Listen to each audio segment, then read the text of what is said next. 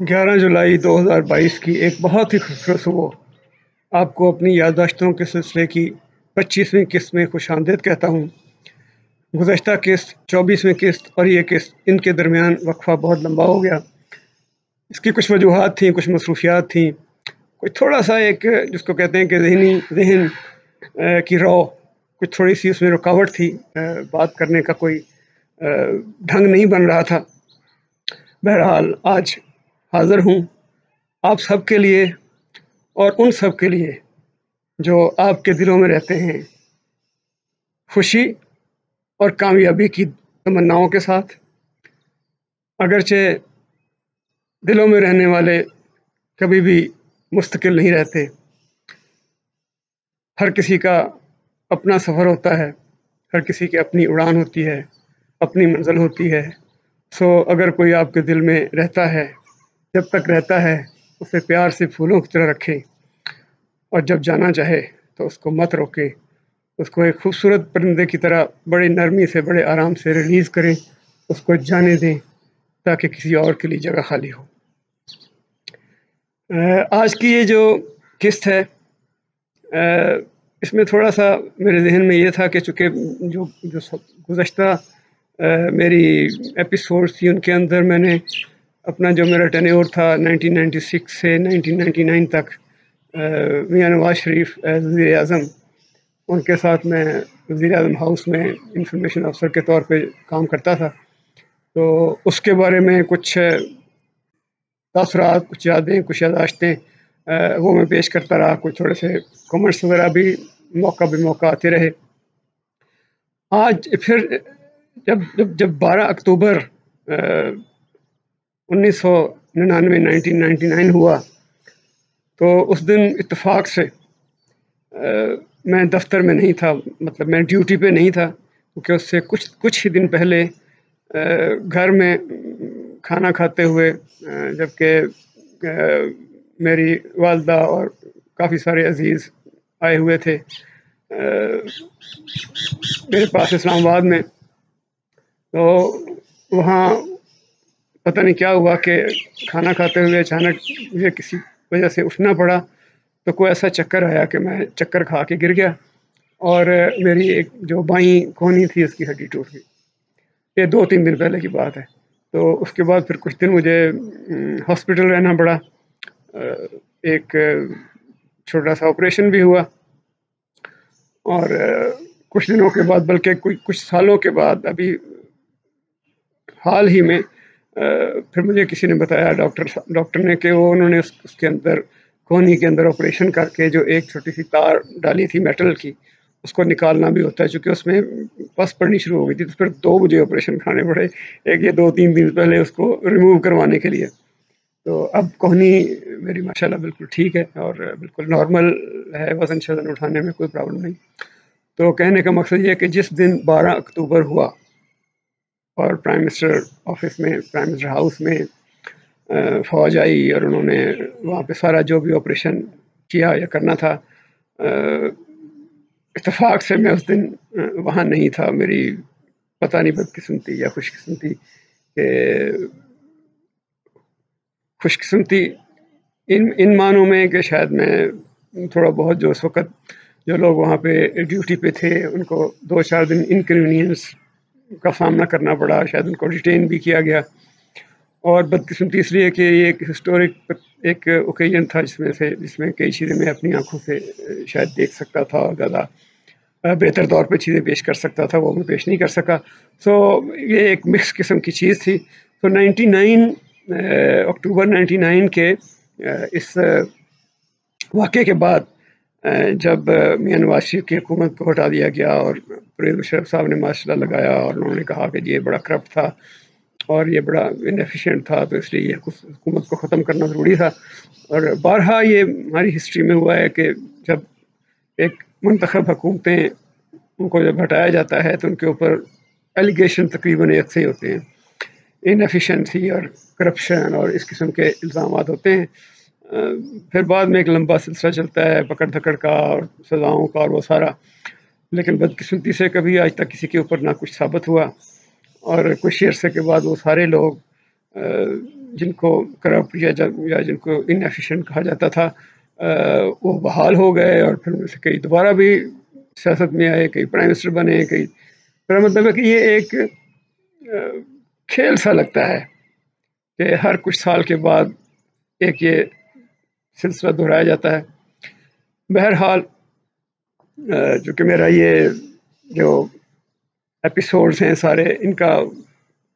Comment, ان کا content absolutely اور purely political نہیں ہے. اس میں میں کوشش کرتا ہوں کہ اپنی یادداشتوں کے حوالے سے، اپنی یادداشت کے زور پہ، میں ابھی تک میں نے ان ایپیسوڈز کو ریکارڈنگ کے لیے ہسٹری کا یا کوئی ریسرچ وغیرہ نہیں کی، صرف اپنی یادداشت کے اوپر اس کو میں چلا رہا ہوں. تو چونکہ یہ ایک نان پولیٹیکل تو میں نہیں کہہ سکتا، لیکن اس میں بالکل پولیٹیکل، ایبسولوٹلی پولیٹیکل کانٹینٹ نہیں ہے. اس میں تقریباً تھوڑی تھوڑی ہر چیز میں کوشش کرتا ہوں کہ شامل ہوتی جائے. تو جب یہ واقعہ ہوا تو اس کے بعد پھر ہم لوگ جو پی ایم آفس میں جو ڈیوٹی ہم لوگ کرتے تھے، ہمیں تو وہاں سے ہمارے پیرنٹ ڈپارٹمنٹ نے وہاں سے ودڈرا کر لیا، چونکہ ہم اس وقت 2 آفیسرز تھے جو ہم 2 شفٹوں میں کام کیا کرتے تھے، اور ان کے اوپر پریس سیکرٹری تھے اس وقت، شاید اگر مجھے صحیح یاد پڑ رہا ہے تو رائے ریاض تھے پریس سیکرٹری.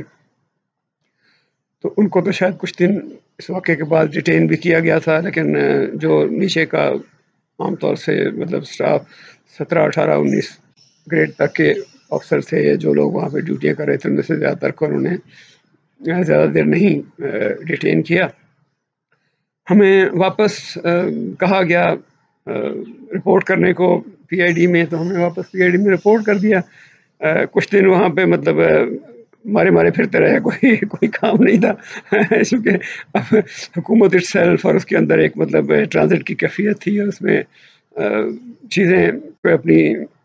اگلی شکل اختیار کرنے جا رہی تھی، تو اس لیے کچھ پتہ نہیں تھا کہ کون کہاں جائے گا، کون کیا کرے گا. تو کچھ دن تو ہم نے بالکل مطلب آوارگی میں اور ایک طرح سے بالکل موج میلے میں گزار دیے.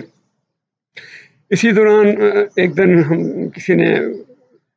ایک میسج کو کہیں سے ریسیو ہوا کہ یہ وہ پی ایم آفس میں، پی ایم ہاؤس میں جو افسرز کام کر رہے تھے ان میں سے کسی کو بھیجیں تاکہ وہ ہینڈنگ اوور، ٹیکنگ اوور جو ہے وہ ہو جائے. تو مجھے کہا گیا میرے سینئرز کی طرف سے کہ آپ جائیں. اگرچہ میں نارملی ہمیشہ اس قسم کی سچویشنز کو میں نے ہمیشہ اوائڈ کرنے کی کوشش کی کہ میں ایک ایسی صورتحال جہاں پہ ایک حکومت جو ہے اس کو ختم کر کے دوسری حکومت آئی ہے، جب نئی حکومت آتی ہے جس طرح سے بھی، وہ ایک علیحدہ بات ہے کہ وہ پولیٹیکل ہو یا فوجی ہو یا جو بھی ہو، تو نئی آنے والی حکومت میں کچھ زیادہ ہی جوش و خروش اور ولولہ ہوتا ہے، اور وہ مطلب بہت ٹاپ آف دی ورلڈ اپنے آپ کو فیل کرتے ہیں. اور پھر جو پچھلے جانے والے ہیں یا ان سے متعلقہ جو بھی اسٹاف ہے یا ان کے ساتھ تھوڑا سا ان کا رویہ بعض اوقات میں دیکھا ہے کہ کوئی بہت اچھا نہیں ہوتا، بلکہ بعض اوقات توہین امیز ہوتا ہے. تو اس لیے میں اس کو اوائڈ کرنا چاہتا تھا، لیکن مجھے انہوں نے حکم دیا کہ آپ جائیں وہاں جا کے ان کو اپنا جو آفس تھا آپ کا اس کا حساب کتاب دے کے آئیں.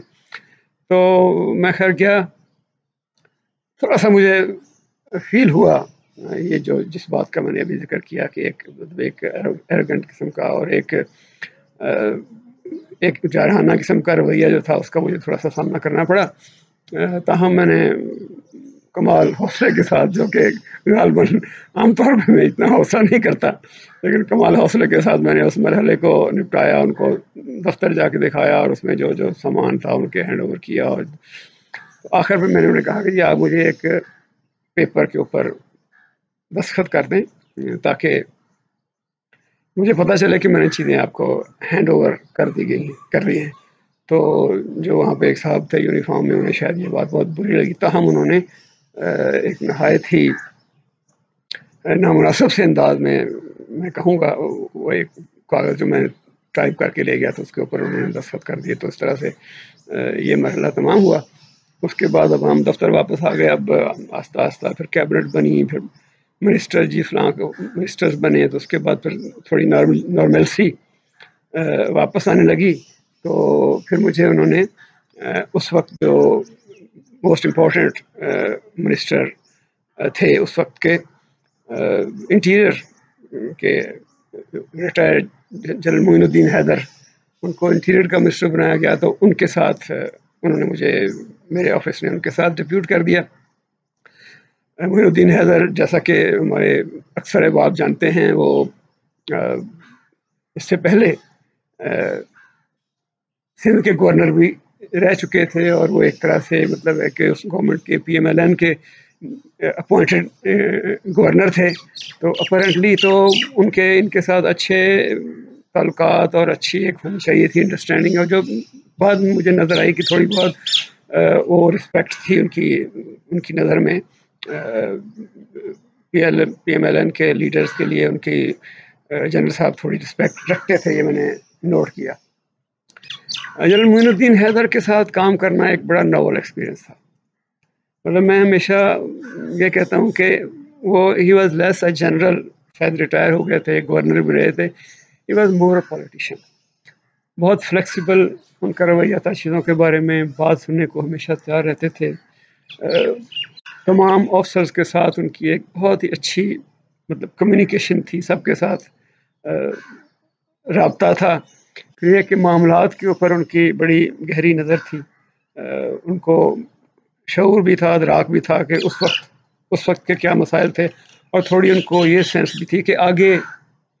کیا آنے والا ہے، شاید کیا ہونے والا ہے اگلے دنوں میں، کچھ اگلے سالوں میں، اگلے دنوں میں کیا ہونے والا ہے۔ تو اس لیے اس حوالے سے جو 2-3 انہوں نے اس وقت آتے ہی جو ڈیفینیٹلی جو گورنمنٹ کی پرائرٹیز تھی، ایک تو مطلب احتساب چل رہا تھا، وہ خیر نیب والے چلا رہے تھے، لیکن انہوں نے 2-3 چیزیں جو تھی وہ انہوں نے کہا کہ جی ایک تو ہم نے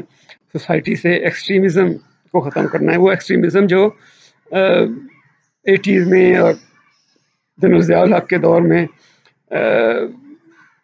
پاکستان کی پالیٹکس کے اندر، پاکستان کی سوشل لائف کے اندر ہماری افغان پالیسی کے حوالے سے جو ایکسٹریمزم آیا تھا، جو ریلیجس ایکسٹریمزم تھا، کہ جی اس کو ہم نے ختم کرنا ہے۔ نمبر 2 انہوں نے یہ کہا کہ جی ہم نے ڈی ویپنائزیشن کرنی ہے سوسائٹی کی، جو ناجائز ہتھیار ہیں یا جو ناجائز اسلحہ ہے اس کو ہم نے ختم کرنا ہے، سوسائٹی کو ہم نے ڈی ویپنائز کرنا ہے مکمل طور پہ۔ تیسرا ان کا یہ تھا کہ جی جو اس وقت نیا بنا تھا، نیا تو نہیں بنا تھا، نادرا جو national data base registration authority کی، اس کو ہم نے اپڈیٹ کرنا ہے، اس کو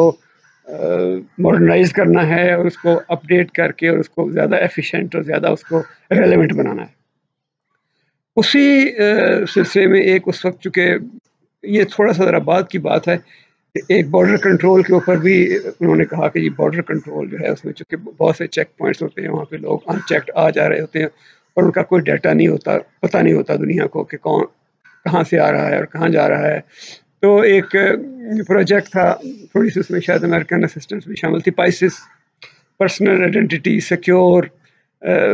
اس طرح کر کے وہ لفظ پورا مجھے اب یاد نہیں، لیکن اس کا مطلب یہ تھا کہ جو ٹریولرز ہیں اکراس دی بارڈرز،